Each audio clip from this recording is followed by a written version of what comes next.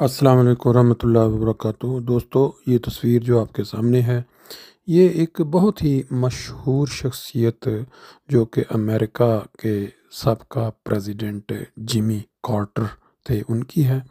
इनकी 29 दिसंबर 2024 को वफ़ात हो गई। इन्होंने तकरीबन 100 साल से ज़्यादा उम्र पाई। इनके दौर में जब ये सदर रहे तो बाज़ अच्छे काम भी हुए, बाज़ तनकीद वाले काम भी हुए। जैसे ईरान के अंदर जो यरगमाली बना लिए गए, वहाँ जो तहरीक उठी ईरान में बगावत के बाद, तो वहाँ तकरीबन वो 2 साल 1.5 साल अरसा ये उनको रहा ना करवा सके। फिर इन्होंने एक फ़ौजी ऑपरेशन भी किया जिसमें अमेरिकन फ़ौजी वहाँ मारे गए। इनके दौर में कोई इक़्तिसादी लिहाज से भी जो है वो रिफ़ॉर्म्स की गई, लेकिन वो ज़्यादा मकबूल ना हो सकी। और लेकिन इन्होंने रफ़ाही कामों में बढ़ चढ़ कर वहाँ जो है इजाफ़ा किया और बड़ी सादा ज़िंदगी गुजारी। कहा जाता है कि ये अमेरिका के सबसे ज़्यादा गरीब सदरों में इनका शुमार होता है, जिन्होंने भी जिस घर में रहे, लेकिन जो काम इन्होंने अपनी ज़िंदगी में किए वो बड़े अजीम थे। ये अभी मैं एक वीडियो आपसे शेयर करता हूँ जो किसी ने इनके ऊपर बनाई है कि इन्होंने अपनी ज़िंदगी किस तरह सादगी से गुजारी, गरीबाना अंदाज में, लेकिन जो काम किए और जो इनके पास माल। He is the poorest president in U.S. history. He lived in a rundown house and often bought discounted items at the supermarket. He is Jimmy Carter. He's the only U.S. president without a mansion. After leaving the White House, he and his wife lived in a small house worth just $167,000. All their furniture was old stuff passed down from his parents, and they had to fix things almost every month. His quality of life was probably worse than most people's. Their only income was the presidential pension, just $217,000 a year. Carter didn't use private jets. He flew economy class. Even in his old age, he stood in line to board, refusing special treatment. He drove a second-hand Ford Taurus for years, a car that was over 25 years old. So where did his money go? He founded the Carter Center and reportedly spent no less than $30 million to fight river blindness and guinea worm disease. He personally helped build homes for low-income families and even built dozens of houses himself, continuing to do so in his old age. He also donated many of his speaking fees and other earnings to charity, contributing millions of dollars. This former president passed away at his home in Georgia around 3:40 p.m. Eastern Time on December 29th. Let's pay tribute to him. अस्सलाम वालेकुम वरहमतुल्लाहि व बरकातुहू। दोस्तों, आज 2 जनवरी 2025 है और यह नए साल के साथ ही जो खौफनाक किस्म की खबरें वो गर्दिश करना शुरू हो चुकी हैं।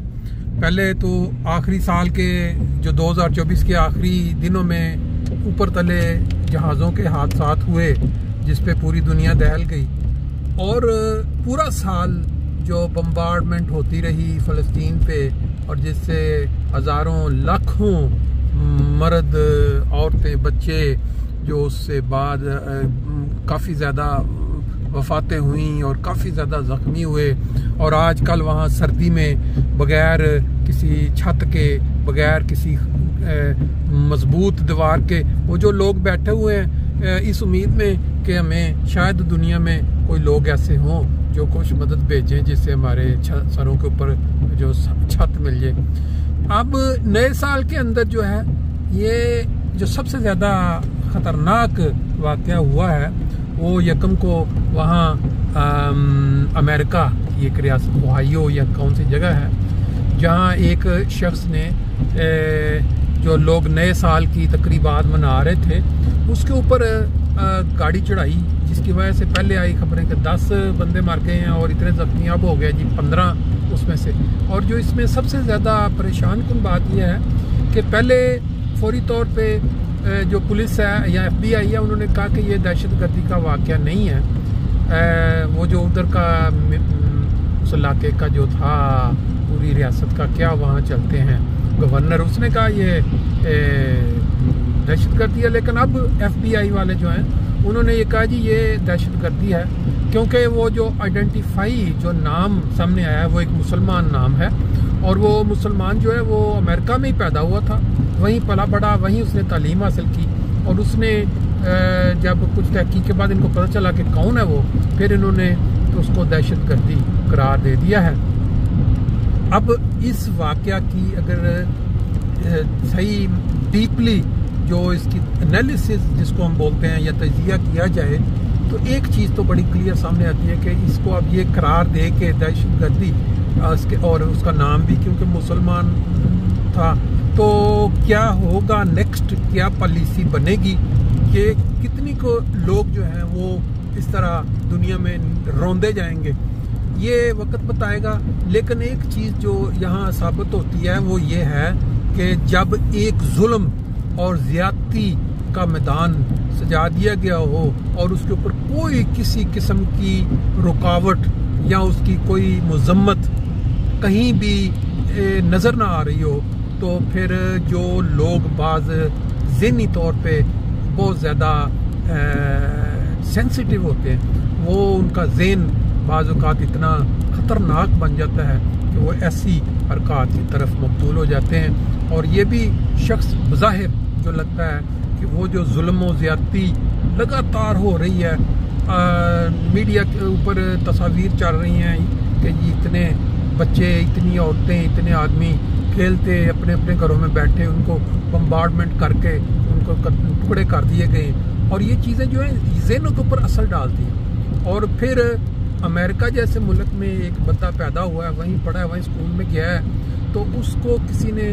क्या तंजीम का हिस्सा बनाना था या किसी ने क्या उसको ट्रेनिंग देनी थी कि वो इस तरह मासूम लोगों को एक जुल्म, एक ज़्यादती के बदले में फिर आगे जुल्म और ज़्यादती, ये क़यामत नहीं तो और क्या है।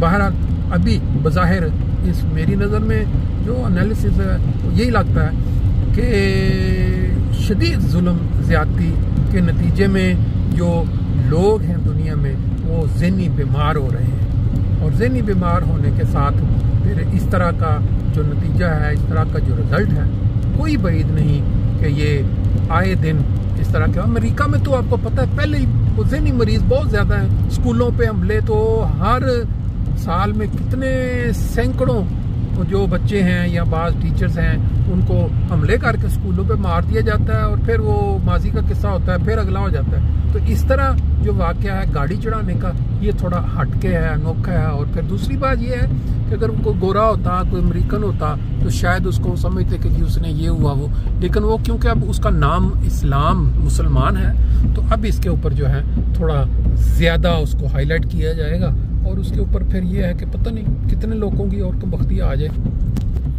यहाँ ये जमात अहमदिया जो कि पूरी दुनिया में फैल चुकी है, उनके अफराद पे ये अब जिम्मेवारी बढ़ गई कि वो ज़्यादा दुआएं करें और अपने प्यारे आका की जो इत्तबा में इन लोगों के बचने की या दुनिया के बचने की दुआएं तेज़ करें, क्योंकि बज़ाहिर यही लग रहा है हर तरफ जो भी खबरें आती हैं वो ऐसे ही लगता है कि जैसे बस अब क़यामत आई कि आई, या फिर ये है कि वो थर्ड वर्ल्ड वार के ज़रिए जो क़यामत का नक्शा बनेगा।